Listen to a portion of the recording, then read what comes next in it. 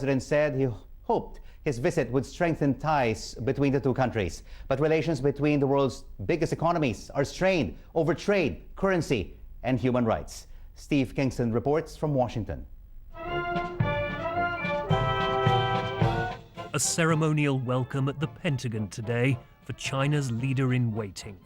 Xi Jinping is known to be a fan of Hollywood war films, but so much else about him is unknown. So, in the Oval Office on Valentine's Day, a first date, a chance to see how he feels about Iran, Syria, and a growing US presence in Asia. The United States is a Pacific nation, and we are very interested and very focused on continuing to strengthen our relationships, to enhance our trade and our commerce, and make sure that we are a strong and effective partner. Mr. Xi replied that he was here to deepen mutual understanding and friendship, but he warned that the discussions would be candid. The Chinese want to know more about a repositioning of US military assets, part of what Washington calls a strategic pivot towards Asia. This is an integrated strategy, security, diplomacy, economics, even human rights, covering Asia from India to Tokyo. And the Chinese are nervous about it. China is a liar! Outside the talks, a vocal reminder that wherever China goes, controversy follows. They were here for Tibet, Taiwan, and human rights. The protesters are a feature of every Chinese visit here, yet another sign of just how complex this relationship is.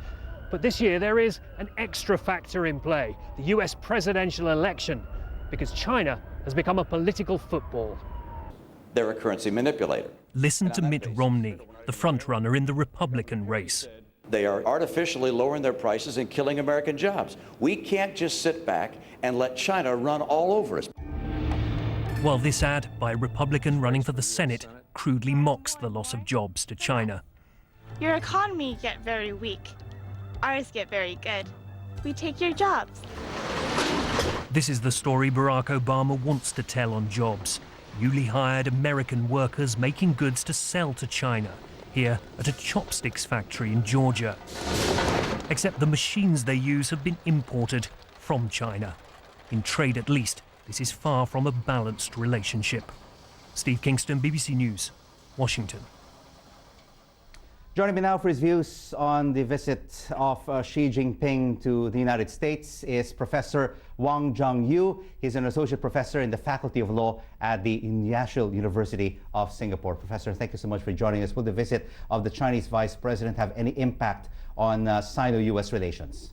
Well, this is of course viewed as the most important visit in the recent years. Especially when the U.S.-China relations are at a very critical juncture. China is becoming the world's second largest economy, and it will overtake the U.S. Very, very soon. So this is when the U.S. has never. This is probably the first time that in the world, especially in Asia, that the U.S. has to deal with a country which is almost equally powerful. So that Xi Jinping will become the next top leader this year. So it's very important for the two leaders to build relations. What about the Chinese Vice President? What does he hope to achieve from this U.S. visit? Is it only a getting to know you visit? I think for him, this is very much a visit initiated by the U.S. So the United States, it has become a tradition in U.S.-China relations that the U.S. will invite the successor to the top leadership to visit the U.S. It happened in 1979. Deng Xiaoping visited the U.S. In 2002. The Hu Jintao visited the U.S. And now Xi Jinping visits the U.S. So the U.S. needs to know China's top leader because the Chinese system is rather opaque. So it's to build personal relations, person-to-person understanding. That's very important for both parties, especially for the U.S. If the Vice President indeed becomes the next leader of China, it is still not confirmed, Professor Wang. Yes, how different will he lead China vis-a-vis the current leaders such as Hu Jintao and Wen Jiabao? Well, that's a hypothetical question, but my educated guess is the likely he will become I think on economic front and the social front, he could be more liberal, very much because of his experience. His family suffered during the Cultural Revolution, and he also worked in the coastal areas, and so he could be more liberal than the current leadership. But he is also a person with self-confidence, with natural confidence, and I think on issues involving China's national interest, he could probably be more nationalistic than others.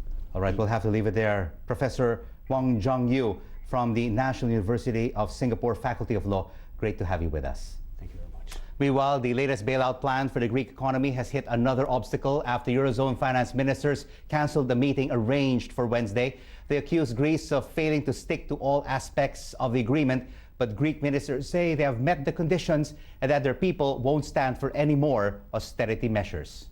The second Greek bailout is on hold. Wednesday's finance ministers' meeting that was due to take place in Brussels has been cancelled. This man, Jean-Claude Juncker, the current Eurogroup chairman, is not satisfied that Greece is keeping its side of the deal. But if Greece is to avoid default, time is running out. It's been revealed that Greece's economy shrank by 7% in the fourth quarter of 2011. It still has to repay 14.5 billion euros in bonds by March the 20th. Reasons why the Eurogroup is demanding Greece come up with 325 million euros, more than $400 million in budget cuts. The Eurogroup also wants the people now running Greece to state in writing that should they come to power in elections due in April, they will stick to promised austerity measures before the bailout can be granted. But all the violence at the weekend against the latest austerity package showed that patience is running out. Greece is making all the efforts that are required. The people can't take it anymore. The government is operating with superhuman efforts, and we are past the point of exhaustion in the social and economic system. I think Europe should also take its responsibilities. There are still big hurdles to clear before the bailout money can be transferred. And otherwise it's looking like a stark choice. Make the desired promises